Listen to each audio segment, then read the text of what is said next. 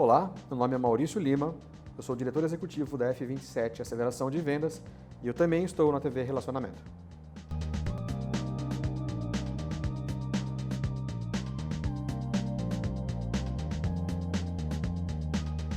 Olá, internautas! Iniciamos mais um programa Você é Top. E tem uma pessoa que eu acabei conhecendo no lançamento do livro da Zilda Maio, né? E vi assim que é uma pessoa bastante diferenciada e talentosa. E aí eu fiz questão, né, de convidá-la para esse programa. Lili Vargas, muito obrigado, viu, pela tua presença aqui, né? Uma história maravilhosa. Então eu queria que você falasse aí para os nossos internautas, tá bom? Aonde você nasceu e comece a contar a sua trajetória, por favor. Bom, tá? em primeiro lugar, muito agradecida. Obrigado, viu? Pelo seu carinho de sempre. Obrigado. Nos nossos eventos que a gente se encontra, certo. Que é meio corrido, né, Gui? Sim, Não verdade. é fácil, mas é uma felicidade imensa estar aqui e você está dando mais uma oportunidade para a gente mostrar, né, o nosso caminho, a nossa estrada de luta. Perfeito. Né, e que as novas atualizações, quer dizer, o pessoal da nova geração venha conhecer a nossa história, né? Porque Perfeito. é uma grande história, isso. né? E então, é uma coisa real, né? Perfeito. Então eu agradeço. Fica à vontade, tá? Por Bom, favor. meu nome é Lili Vargas, tenho 69 anos, nasci em Limeira, de uma família do interior, né? Uma família tradicional, e vim para São Paulo com 12 anos. E meu pai era jornalista e aí começou tudo, nesse meio todo dos artistas, do meio, né, de televisão, de jornal. Na época era mais jornalismo, mais jornal, mais sucesso. Jornal né? papel mesmo, não tinha né? aquela mídia toda que nós temos Sim, hoje exato, em dia, mas né? um pouco mais de A rádio televisão e estava tudo mais. começando tudo. Perfeito. E aí eu vim para São Paulo por causa do trabalho dele, porque ele viajava muito, como nós morávamos no interior, Certo. era muito complicado, então Tá. nós ficávamos muito tempo sem se ver. Então ele resolveu vir para São Paulo e que seria mais fácil para ele. Certo. Então o Ibrahim Suede, na época, era o parceiro dele, Ah, né? que bacana, certo. Uma pessoa Sim. maravilhosa, nossa, um Sim. profissional muito legal mesmo, muito, muito profissional mesmo, né? E vim para São Paulo. Aí começou a minha história, que era na época da ditadura, na época dura mesmo, uma época que era terrível e muitas coisas aconteciam e não se podia fazer nada. Você só tinha que fugir e tentar escapar vivo, né? Então a história é assim, a gente era muito... Os artistas eram... Nossa, tudo era complicado. Você fazia uma letra de uma música lá que eles achavam que não podia. Então a censura caía em cima de Sim, tudo, né? era muito Em complicado. peças de teatro, no cinema. Eles eram os tudo. primeiros a serem perseguidos, Certo, sem né? dúvida. Na ala dos nesse setor Sim, porque artístico. eram diferenciados, exatamente. Nesse setor artístico era uma coisa assim muito... Eles achavam que era um terrorismo, que era uma coisa absurda. Exato. Pela mentalidade evoluída, avançada da época. Então as famílias, né, naquela época não era aquela coisa... Não aceitavam, né? Tá. Então era complicado. Então a ditadura, ela perseguia muito, como teve o Pasquim, toda aquelas redações todas que estavam começando a surgir.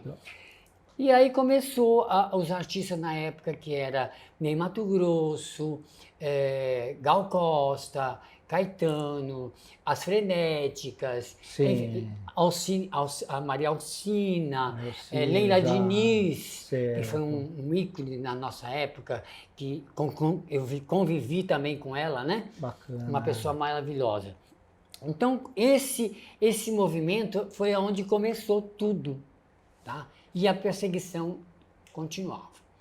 E eu sou atualmente militante da classe né? GLS. Perfeito. E sou embaixatriz trans, né? Certo. Que eu faço uma militância a favor das meninas, enfim, geral, mas a favor das meninas especificamente. Certo. A situação é muito complicada, a homofobia é muito grande. E hoje tem mais a aceitação, perseguição né? também. Apesar de estar mais suave, mais tranquilo, mas temos que continuar lutando para que isso se desenvolva mais, para que a população que continua vindo e vai se esclarecendo mais nessa situação de GLS, de trans, de travestis, de gays. Certo. Então, hoje em dia, nós estamos muito felizes, eu principalmente, estou feliz por saber que a nossa luta, a nossa dificuldade, a nossa barra que a gente enfrentou, a perseguição terrível, valeu a pena. E que teve mais aceitação, né? Então, nunca, jamais nós iríamos imaginar que nós teríamos leis a favor e ONGs maravilhosas que nós temos atualmente que ajudam muito. Tem o Museu da Diversidade. Inclusive, também, eu né? estou permanente lá, ok. já estou lá, então para quem quiser conhecer mais a história, eu tenho vários depoimentos, várias gravações lá. Então, eu estou feliz. E o que eu procuro fazer é tirar a maior parte das ruas, essas que não têm oportunidade, não tiveram, não tem, como família, que a família põe para fora e que elas são massacradas na rua, enfim, uma série de humilhações que é real. Né? Então a gente procura sempre estar olhando, vendo quem precisa, qual delas que estão debaixo de ponte, qual aquelas que estão necessitando de uma assistência social, um hospitalar. Então a gente tem todos esses contatos do pessoal que tem esse movimento. Tá? Temos também, que eu vou até citar, a Ivone, a Gata de Rodas, que ela é maravilhosa, uma blogueira, que também faz um trabalho muito lindo. E a gente se reúne e vamos fazendo esse trabalho para que elas não fiquem por aí jogadas e que diminuam tanto essa criminalidade, essas mortes terríveis que são, né, perseguidas, né? Então, o que acontece? A gente lutou muito, então a gente conseguiu, estamos conseguindo, e todos os direitos que nós merecemos, que nós temos os direitos também. Somos os cidadãs, né? Somos gente, sentimos dor, sofremos, temos... paga as contas, né? Paga os impostos. E temos sentimento pelo próximo, Sim. sabe? A gente também tem os nossos sentimentos, né? E isso é muito bom, porque hoje em dia está muito tranquilo. Falta um pouco mais, mas a gente vai chegar lá, se Deus quiser. De quantos anos para cá que começaram a haver leis de proteção? É mais recente, essa lei, ela praticamente, entre aspas, ela é nova, né? Certo. Ela é nova. Quer dizer, durante o regime militar não teve nada que favorecesse. Né, a gente baseando, ela é nova. Mas essa lei foi uma coisa assim que realmente foi conquistada, foi mostrada várias situações, para que lá em cima eles estudassem o caso, vissem, né, o que estava acontecendo, para que pudessem liberar todos esses direitos que nos deram. E na época, na época que eu era garoto, né, era muito complicado, porque nós não tínhamos defesa de ninguém, não tínhamos lei, não éramos protegidas por ninguém. Então, nós éramos literalmente caçados como animais. Gays eram caçados como animais. Então, a gente não tinha travesti, não tinha trans, não tinha nada disso. Não tinha silicone, não tinha essas cirurgias, não tinha todos os aparatos isso foi tecnologia que veio nós temos agora. Então, o que tinha? Gays, que eram o quê? Gays eram o quê? Meninos afeminados, tá? Que para eles era uma aberração, era uma doença, né? Que hoje, graças a Deus, foi comprovado que não tem doença nenhuma aí, não é mesmo? Exato. A gente já nasce, ninguém vira e ninguém faz opção, já nasce. Então é que eu estou sempre dizendo que ninguém vira, a gente já nasce, o instinto, a alma já vem, né? Então, o que acontece? A gente era caçado literalmente na rua. Então, a gente era gay, meninos afeminados, que na época chamava de pederasta, era o nome que eles davam, E a gente era massacrado. Simplesmente você estava andando na rua e como umas eram mais delicadas e outras não. Então, as delicadas, quer dizer, não tinha como se esconder. Eram delicadas, era uma coisa assim, uma aberração para eles. Então, você estava andando na rua, vinha uma turma e percebia que você era gay, que você, né, um nome que realmente sempre fala, que eu acho que isso é nome de animais, de bicho, né? Que se chama viado, né? Que a gente hoje não tem mais isso. Então, o que acontece? Você estava andando na rua com um amigo, com alguém, e uma turminha do lado de lá estava passando e via que você era isso, eles iam com tudo, mas eles batiam mesmo, batiam. Nossa, é violência então. Totalmente. Aí, além de você apanhar, quer dizer, você tinha duas opções. Ou você apanhava e ficava, ou você corria e fugia. Além disso, você apanhava e se você chamasse a polícia, ou então a polícia estivesse passando, você apanhava deles também. Você tá Era uma repressão mesmo. Então não tinha, eles levavam você sem direito a nada, sem se interessar, sem querer saber, enfim. E na época tinha uma lei que se chamava artigo 57, que se chamava vadiagem. Tá. Então se você... Uma lei antiga, né? É antiga, é 59, não é isso? Desculpa. Então, o que acontece? Se você não tivesse uma... Eles te parassem na rua. Não tinha crachá da primeira, empresa não, a primeira ou coisa profissional. Tá. profissional. Se você não tivesse aquela profissional registrada, você ia, porque você era vadio. Você não estava trabalhando, então você era vadio. Você ia para o distrito e lá ficava 2, 3 dias à mercê deles. Entendeu? Até quando o delegado cismasse de jogar, de soltar você. Então não tinha uma separação, não tinha nada. Você era jogado no meio dos malandros, sabe, bonzinho ou não bonzinho, você era jogado lá. E a tua família que se virasse para te achar. Ou então você tentasse se comunicar com alguém para que pudesse e naquela avisar. ocasião ninguém tinha telefone em casa, né? Não, era muito tudo muito complicado, né? verdade. A não ser que você estivesse com alguém conseguisse fugir, e aí avisava, né? Avisava. E aí, esse distrito era no Parque Dom Pedro, aquele castelinho, que era o primeiro distrito policial, que era como se fosse o DEIC hoje. Certo, entendi. Então, todos que eles pegavam, eram mandados para lá. Então, lá no fundo tinha um corredor com várias celas, assim, uma de frente à outra, e iam jogando. Sim. E teve a época que aqui em São Paulo era bem mais tranquilo, porque no Rio, na época que que eu morei, foi mais ou menos em 70, 71, era muito mais complicado e muito mais pesado a situação. Então, quantas vezes eles faziam a batida na avenida e levavam a maior parte que eles conseguiam, que seriam as gays que ficavam entendi. Passeando à noite, levava-se para o Morro da Urca, tá? E lá quem se salvasse, se salvou, entendeu? Quem tivesse a felicidade de se salvar, estava bem, entendeu? Então, são poucas as sobreviventes, que é o que eu digo, nós somos um arquivo vivo. Da história, né? Somos um arquivo vivo e participamos da situação. Um pouco da Elisa. Entendeu? Então, o que acontece? São coisas que é relato mesmo verídico e que eu participei e que não tem historinhas, não. Porque às vezes eu vejo alguma coisa, alguém falar, ditadura, eu falo, pode parar, porque você nem sabe o que você está falando. Você vivenciou, né? O Aguinaldo falou lá sobre Elisa.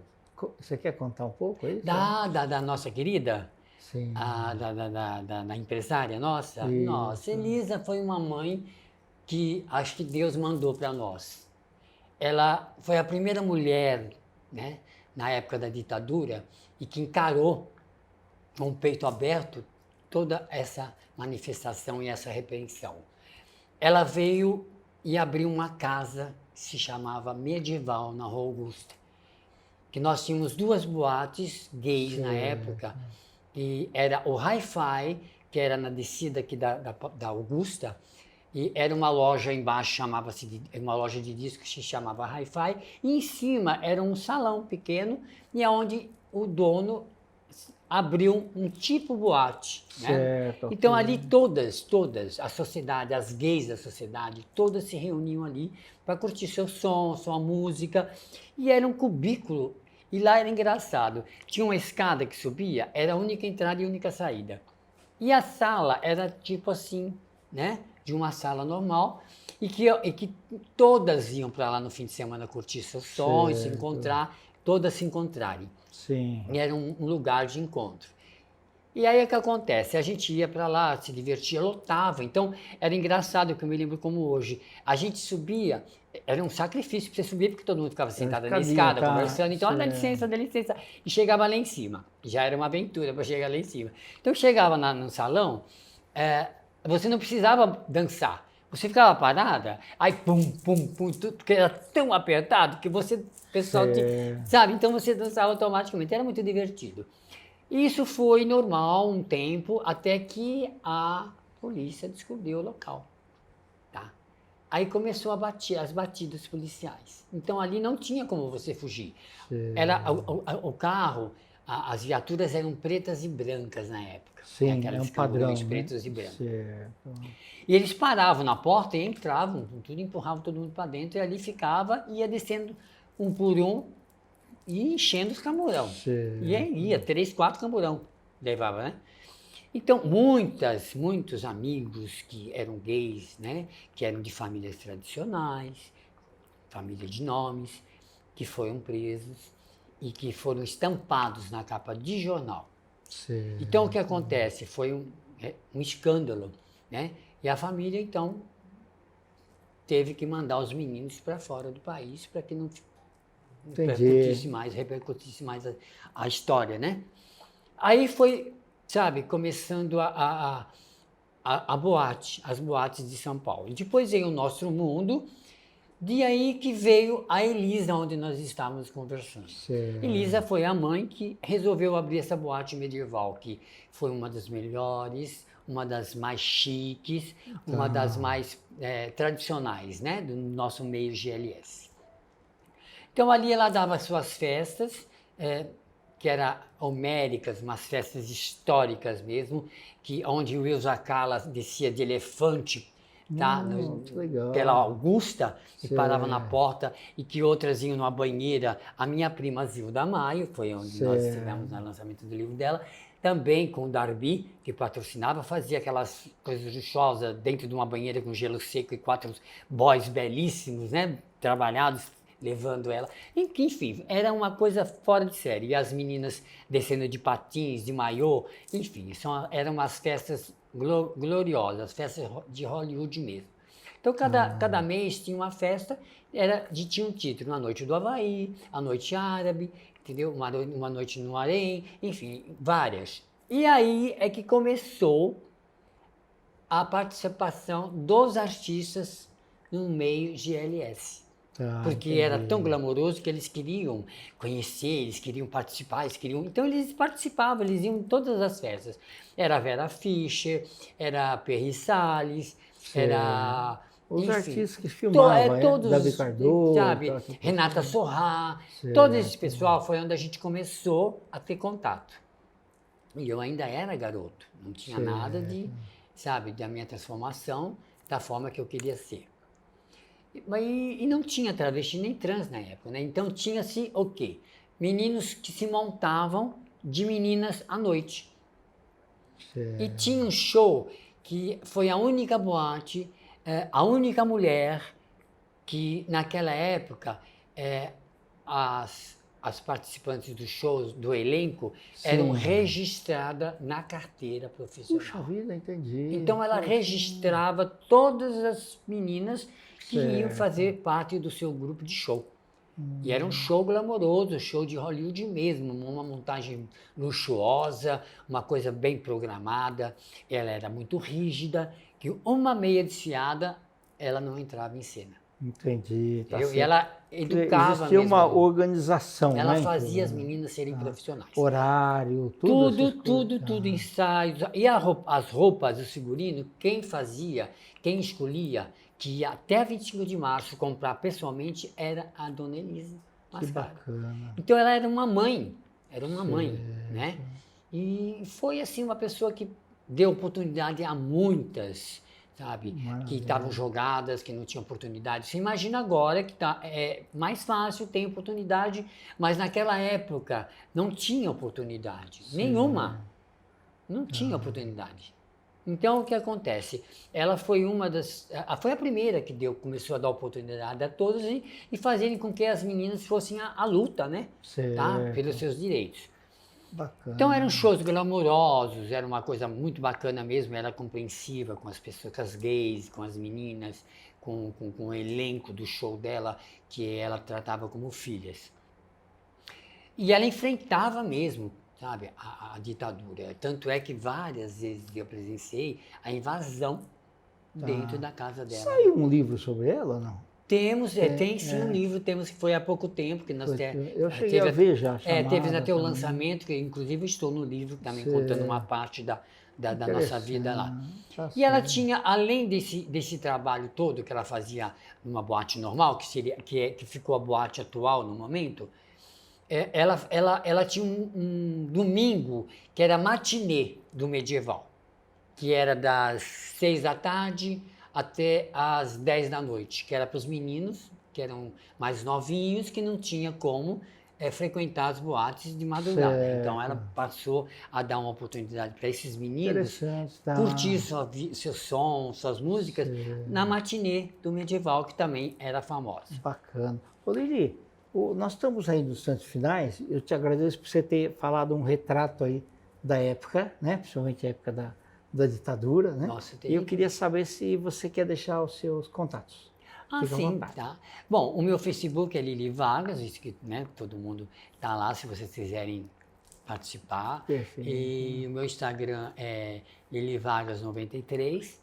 E se vocês quiserem saber muito mais, ou quiserem, se estiver interessada, né, em saber da história mais profunda, eu estou lá à disposição de todos vocês. Ou então, vocês quiserem saber o meu dia a dia com o pessoal, meio artístico, os eventos que eu participo todos os dias, é só você acessar lá.